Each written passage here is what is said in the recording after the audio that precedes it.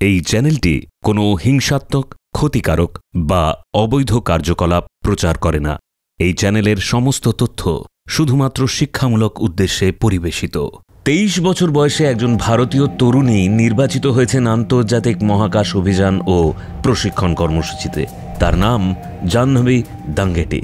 কোনো রাষ্ট্রীয় সংস্থা নয়, বরং টাইটান স্পেস ইন্ডাস্ট্রিজ নামক যুক্তরাষ্ট্রের একটি বেসরকারি সংস্থা থেকেই তিনি 2029 সালের একটি মহাকাশ অভিযানের জন্য প্রস্তুত হয়েছেন। এই ঘটনা ভারতের বৈজ্ঞানিক অগ্রগতিতে এক যুগান্তকারী সংযোজন। কারণ যেখানে মহাকাশ প্রশিক্ষণ দীর্ঘদিন ধরে শুধু অভিজাত ও সীমিত শ্রেণীর নাগালের মধ্যে সীমাবদ্ধ ছিল, সেখানে এক সাধারণ শিক্ষার্থী পৌঁছে গেছেন সর্বোচ্চ স্তরে। বিশ্বের বাছাইকৃত নভোচারীদের সঙ্গে একই পরিকাঠামোয় প্রশিক্ষণ নিয়ে জাহ্নবী হয়ে উঠেছেন ভারতের গর্ব, নারীর সাহসিকতার প্রতীক এবং নতুন প্রজন্মের কাছে এক বাস্তব অনুপ্রেরণা। আজকের ভিডিওতে আমরা জানব কিভাবে সে এই অসাধারণ কৃতিত্ব সম্ভব করতে পেরেছে, কি ছিল তার প্রস্তুতি এবং কেন জাহ্নবী দাঙ্গেটির নাম এখন ভারতের মহাকাশ ইতিহাসে উজ্জ্বল হয়ে উঠেছে। ভিডিওটি শেষ পর্যন্ত দেখুন। ভিডিওর শেষে আপনার জন্য থাকছে ছোট্ট একটি কুইজ, যার উত্তর আপনাকে কমেন্টের মাধ্যমে জানাতে হবে। আর ভিডিওটি ইনফরমেটিভ লাগলে লাইক করুন, কমেন্ট করুন, শেয়ার করুন এবং আমাদের চ্যানেল সমৃদ্ধ বাংলা সাবস্ক্রাইব করুন এবং প্রেস করে দিন বেল আইকন, যাতে আমাদের পরবর্তী ভিডিওগুলো আপনার কাছে পৌঁছে যায় সবার আগে। জাহ্নবী দাঙ্গেটির এই অর্জন কোনো হঠাৎ পাওয়া সুযোগ নয়, বরং এটি এক সুদীর্ঘ পরিকল্পনা, অধ্যাবসায় ও একনিষ্ঠ সাধনার ফল। একজন সাধারণ শিক্ষার্থী থেকে আন্তর্জাতিক মহাকাশ অভিযান ও প্রশিক্ষণ কর্মসূচিতে স্থান পাওয়া কোনো সাধারণ বিষয় নয়, বিশেষ করে একজন ভারতীয় মেয়ের ক্ষেত্রে। অথচ এই চ্যালেঞ্জ গ্রহণ করে জাহ্নবী নিজেকে প্রমাণ করেছেন নতুন প্রজন্মের মধ্যে থেকে উঠে আসা প্রতিভা কিভাবে বিশ্বমানের মঞ্চে ছাপ ফেলতে পারে। লাভলি প্রফেশনাল ইউনিভার্সিটি থেকে ইলেকট্রনিক্স ও কমিউনিকেশন ইঞ্জিনিয়ারিং নিয়ে পড়াশোনা করা জাহ্নবীর লক্ষ্য প্রথম থেকেই ছিল স্পষ্ট। বইয়ের পাতার গণ্ডি ছাড়িয়ে তিনি মহাকাশের অজানা জগৎকে ছুঁতে চেয়েছেন। তার এই স্বপ্নের ভিত্তিপ্রস্তর স্থাপিত হয়েছিল তখনই যখন তিনি আমেরিকার মহাকাশ গবেষণা সংস্থার টেকনোলজি ইনোভেশন কম্পিটিশনে অংশগ্রহণ করে নিজেকে প্রথম আন্তর্জাতিক মঞ্চে তুলে ধরেন। এই প্রতিযোগিতার মাধ্যমে তার অ্যানালিসিস স্কিলস, টেকনিক্যাল স্কিলস এবং প্রবলেম সলভিংয়ের দক্ষতা আন্তর্জাতিকভাবে স্বীকৃত হয়। এরপরে তিনি নির্বাচিত হন আন্তর্জাতিক মহাকাশ অভিযান ও প্রশিক্ষণ কর্মসূচিতে, যেখানে শুধুমাত্র বিশ্বের বাছাইকৃত কিছু তরুণকেই সুযোগ দেওয়া হয়।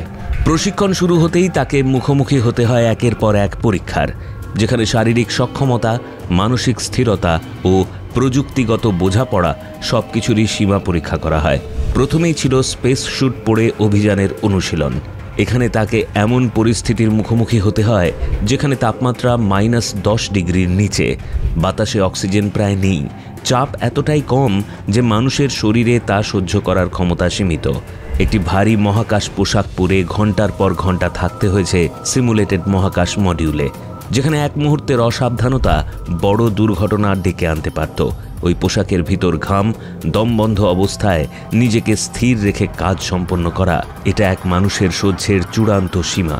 এরপর আসে ওজনহীনতার অনুশীলন। বিশেষভাবে ডিজাইন করা একটি উড়োজাহাজে মহাকর্ষ বল শূন্য পরিবেশ তৈরি করে প্রশিক্ষণ দেওয়া হয়।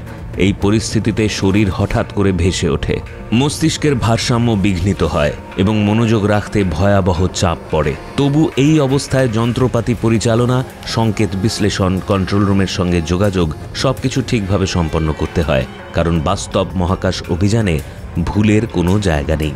এরপরে জাহ্নবী অংশ নেন জলের নিচে প্রশিক্ষণে, যেখানে জলে ডুবে নভোচারীর মতো কাজ করার কৌশল শেখানো হয়। কারণ মহাকাশের বাহ্যিক পরিবেশ প্রায় জলের মতো, ভরহীন, চাপযুক্ত এবং চরমভাবে অনিয়ন্ত্রিত। সেখানে ছোট্ট একটি ভুল বোঝাবুঝি বা হাতে কাঁপুনি পুরো মিশনকে ব্যর্থ করে দিতে পারে। এই অনুশীলনের মধ্যে দিয়ে জাহ্নবী প্রমাণ করেন তিনি শুধু মেধাবী নন, বরং তার মধ্যে রয়েছে একাগ্রতা ও সাহসিকতা। তবে সবথেকে চ্যালেঞ্জিং ছিল হাই প্রেশার চেম্বারে প্রশিক্ষণ। একজনকে এমন একটি কক্ষে প্রবেশ করানো হয় যেখানে সমুদ্রপৃষ্ঠের তুলনায় চাপ অনেক বেশি। এর ফলে চোখে ঝাপসা দেখা, মাথা ঘোরা, নিঃশ্বাস বন্ধ হয়ে আসা এইসব শারীরিক প্রতিক্রিয়া দেখা দিতে থাকে। এই সময় একজন নভোচারীকে নিজের স্নায়ু শান্ত রাখতে হয়, দিকভ্রান্ত না হয়ে সবকিছু নিয়ন্ত্রণ করতে হয়। জাহ্নবী এই পরিস্থিতিও সফলভাবে অতিক্রম করেন। এই পুরো প্রশিক্ষণের সময় তিনি ছিলেন আন্তর্জাতিক মানের এক শক্তিশালী দলের অংশ। সেখানে ছিলেন মার্কিন, ইউরোপীয় ও জাপানি মহাকাশ সংস্থার প্রতিনিধিরা। ভারতীয় একজন নারী যখন সেই দলের অংশ হন এবং প্রশিক্ষণ শেষ করেন প্রথম সারিতে, তখন তা শুধু তার একক অর্জন নয়, বরং তা ভারতের বৈজ্ঞানিক অগ্রগতির প্রতীক হয়ে ওঠে। বিশ্ববিখ্যাত মহাকাশচারী উইলিয়াম ম্যাকআর্থার ছিলেন এই প্রশিক্ষণের প্রধান। তিনি নিজে মহাকাশে 176 দিন কাটিয়েছেন, করেছেন একাধিক মহাকাশ পদচারণা। এমন একজন ব্যক্তিত্বের সরাসরি তত্ত্বাবধানে প্রশিক্ষণ পাওয়া শুধু সম্মান নয়, বরং নিজের মধ্যে এক পরিপূর্ণতা তৈরি করে। এই প্রশিক্ষণের পরেও জাহ্নবী থেমে যাননি, বরং তিনি স্বপ্ন দেখাচ্ছেন অন্যদের। তিনি এখন ভারতে ফিরে এসে স্কুল কলেজে বক্তৃতা দিচ্ছেন, বিজ্ঞান ও প্রযুক্তিভিত্তিক শিক্ষা নিয়ে তরুণীদের উৎসাহ দিচ্ছেন। তার বক্তব্যে বারবার উঠে আসে, বাধা যতই থাক, আত্মবিশ্বাস হারিও না। প্রযুক্তি, বিজ্ঞান, গণিত এই তিনটি ক্ষেত্রকে নারীরা কিভাবে দখল করতে পারে তার উদাহরণ জাহ্নবী নিজেই। বিজ্ঞান, প্রযুক্তি, প্রকৌশল ও গণিত এই 4টি বিষয়কেন্দ্রিক শিক্ষায় মেয়েদের অংশগ্রহণ ভারতের গ্রামীণ ও আধা শহরাঞ্চলে এখনও উল্লেখযোগ্যভাবে কম। কিন্তু জাহ্নবীর মতো উদাহরণ দেখিয়ে বোঝানো সম্ভব, মেয়েরাও মহাকাশে যেতে পারে, গবেষণাগারের নেতৃত্ব দিতে পারে, প্রযুক্তির দুনিয়ায় সাফল্যের নতুন ইতিহাস লিখতে পারে। তিনি বিভিন্ন প্রশিক্ষণ শিবিরে অংশ নিচ্ছেন, ছাত্রছাত্রীদের সঙ্গে কথা বলছেন, এমনকি আন্তর্জাতিক আলোচনা সভায় ভারতের প্রতিনিধিত্ব করছেন। তিনি এখন কেবল একজন প্রশিক্ষণপ্রাপ্ত মহাকাশ অভিযাত্রী নন, বরং ভারতের নতুন প্রজন্মের কাছে এক পথপ্রদর্শক।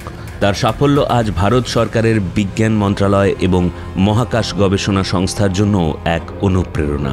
প্রশ্ন উঠছে, এমন একটি প্রতিভাবান, আন্তর্জাতিকভাবে প্রশিক্ষণপ্রাপ্ত তরুণীকে কি ভারতের ভবিষ্যৎ মহাকাশ অভিযানে যুক্ত করা হবে না?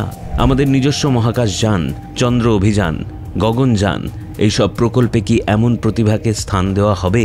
এই প্রশ্নগুলোর উত্তর সময় দেবে, কিন্তু একথা নিশ্চিতভাবে বলা যায়, জাহ্নবীর মতো তরুণীদের হাত ধরেই ভারতের মহাকাশ ভবিষ্যৎ আরও উজ্জ্বল হবে। তারা শুধু নিজেদের কৃতিত্বে নয়, পরবর্তী প্রজন্মকেও পথ দেখাবে, যেখানে স্বপ্নের কোনো সীমা নেই আর নারীর কোনো গণ্ডি নেই। আজকের তরুণ সমাজের কাছে জাহ্নবী শুধু একটি নাম নয়, বরং এক বিশ্বাস, যেখানে অসম্ভব শব্দটির কোনো স্থান নেই।